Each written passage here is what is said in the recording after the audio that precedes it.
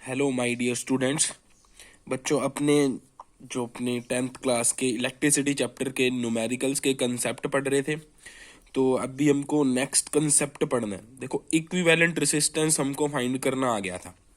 अब हमको क्या करना है, सर्किट के जो न्यूमेरिकल्स है वो सॉल्व करने के। हमारे पास कोई सर्किट गिवन होगा जिसमें रेसिस्टेंसेस लगे होंगे, हमको उसमें करंट वोल्टेज फाइंड करनी होगी। जैसे पहला क्वेश्चन देखो, इसमें क्या है कि हमारे पास 3 रेसिस्टेंस गिवन है, 2 ओम, 4 ओम, 2 ओम, जो एक बैटरी से कनेक्टेड है, 6 वोल्ट की बैटरी से।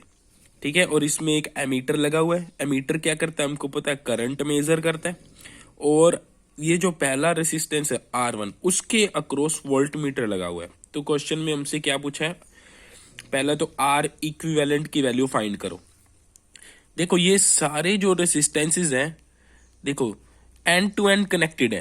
मतलब इसका जो सेकंड टर्मिनल है इसके फर्स्ट टर्मिनल से कनेक्टेड है, इसका सेकंड टर्मिनल इसके फर्स्ट से कनेक्टेड है। तो ये एक सीरीज में, एक ही ब्रांच में, देखने से साफ पता भी लग रहा है। तो इसका मतलब इक्विवेलेंट रेसिस्टेंस निकालने के लिए हम सीरीज कॉम्बिनेशन वाला फॉर्मूला अप्लाई करेंगे। तो मैंने अप्लाई कर दिया, R1 plus R2 plus R3, values put कर दी, 242 242, बाय एडिंग वी गेट 8 ओम। तो ये हमारा फर्स्ट का आंसर आ गया 8 ओम। अब सेकंड हमको फाइंड करना है रीडिंग ऑफ एमीटर।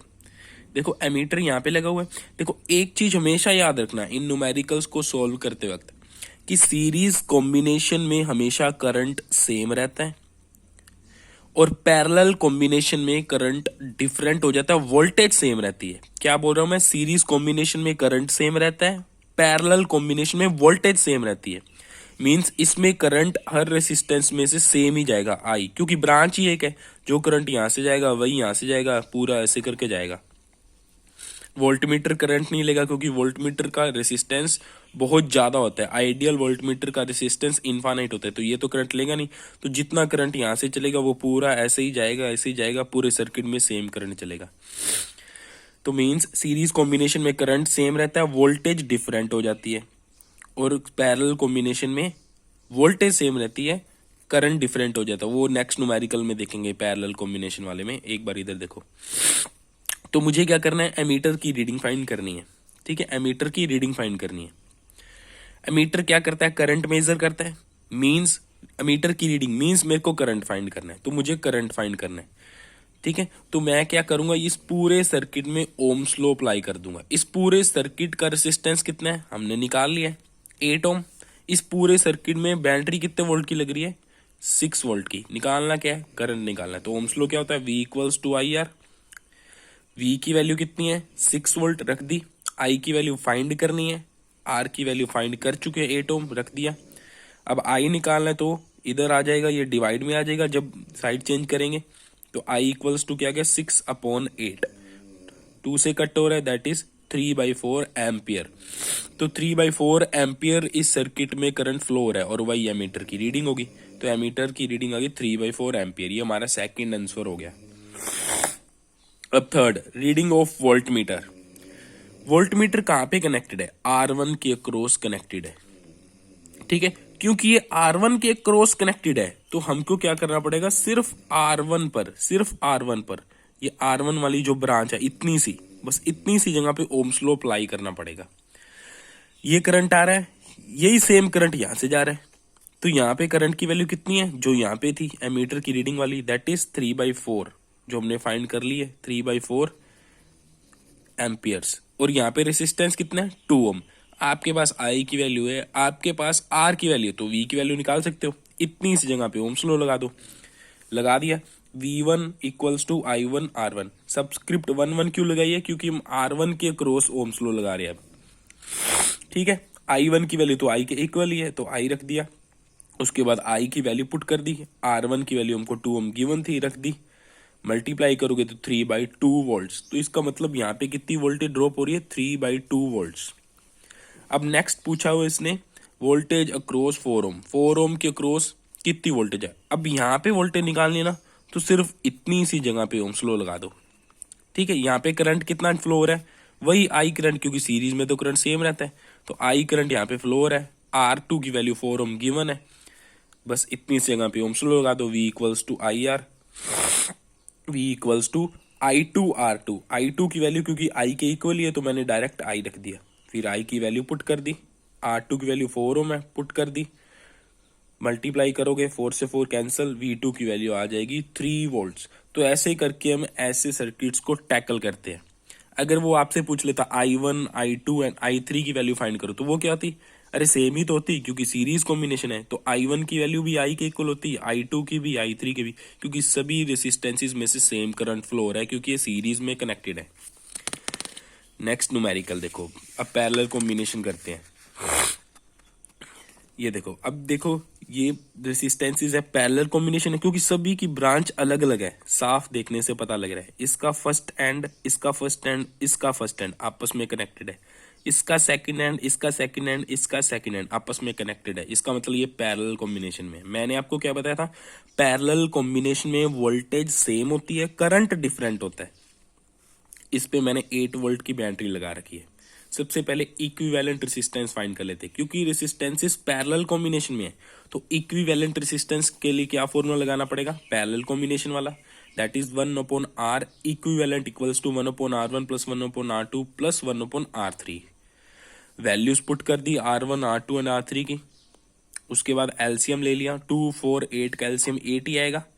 तो एलसीएम को सोल्व करोगे तो 4 + 2 + 1 ऊपर आ गया। ये तो सिंपल मैथमेटिक्स है। अब ये तो 1/R इक्विवेलेंट की वैल्यू आ गई 7/8, लेकिन R इक्विवेलेंट की वैल्यू चाहिए हमको, पूरे सर्किट का इक्विवेलेंट रेसिस्टेंस चाहिए, तो इसका रेसिप्रोकल लेना पड़ेगा। रेसिप्रोकल हो गए तो 8/7। ये हमारा फर्स्ट का आंसर आ गया। अब सेकंड हमको फाइंड करना I। देखो I क्या है? ये मतलब इस सर्किट में टोटल करंट कितना चल रहा है। बैटरी या करंट चला रही है I जा रहा है यहाँ पे आया। इस पॉइंट पे 3 ब्रांचेस होगी, तो ये करंट स्प्लिट हो जाएगा, कुछ पार्ट इधर चला जाएगा, कुछ पार्ट इधर चला जाएगा, कुछ पार्ट इधर चला जाएगा। तो मैंने एज्यूम किया यहाँ पे I1 करंट गया, यहाँ पे I2 गया, यहाँ पे I3 गया। इन तीनों का सम I1 + I2 + I3 वो I के इक्वल ही होना है, क्योंकि यही करंट तो 3 पार्ट्स में स्प्लिट हुआ है। I1 + I2 + I3। तो इसलिए ये जब तीनों करंट्स यहाँ पे चलेंगे, यहाँ पे फिर वापस आके कंबाइन हो जाएंगे। I1 इधर से आया, I2 इधर से आया, I3 इधर से आया, तो ये तीनों मिलके फिर से I बना देंगे, तो I करंट ही चलेगा।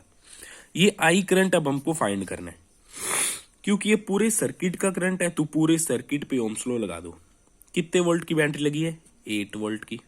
पूरे सर्किट का रेसिस्टेंस कितना है? हमने फाइंड कर लिया 8/7, तो ओम्स लॉ लगा दो बस। V equals to IR, I find करना है, तो R को इधर डिवाइड में ले गया, तो I equals to V/R। V की वैल्यू 8 वोल्ट है, क्योंकि 8 वोल्ट की बैटरी लगी है। R की वैल्यू हमने फाइंड कर ली है, R की वैल्यू हमने फाइंड कर ली है। तो क्या करो, अब ये जो ऊपर जाएगा तो उल्टा हो जाएगा, तो 7 मल्टीप्लाई में चला गया, 8 से 8 कैंसिल हो गया, तो 7 एम्पियर। तो I की वैल्यू क्या आ गई? 7 एम्पियर। थर्ड फाइंड करना I1, I2 एंड I3 की वैल्यू, मतलब R1 से कितना करंट फ्लो हो रहा है, R2 से कितना करंट फ्लो हो रहा है, R3 से कितना करंट फ्लो हो रहा है, ये हमको फाइंड करना है। या तो वैसे पूछ ले, यहाँ पे एमीटर भी लगा सकता है, एमीटर A1 की रीडिंग बताओ, एमीटर A2 की रीडिंग बताओ, एमीटर A3 की रीडिंग बताओ। बात एक ही है, एमीटर करंट ही तो मेजर करता है, तो सेम ही क्वेश्चन होगा जो भी हम कर रहे हैं। अब क्योंकि I1 की वैल्यू हमको फाइंड करनी है, तो सिर्फ इतने इतने से हमको डील करना पड़ेगा, ऊपर ऊपर वाली ब्रांच से। इसमें वोल्टेज कितनी है? देखो रेसिस्टेंस इसमें 2 है, वोल्टेज कितनी है? मैंने आपको क्या बताया था, पैरेलल कॉम्बिनेशन में वोल्टेज ड्रॉप सेम होता है।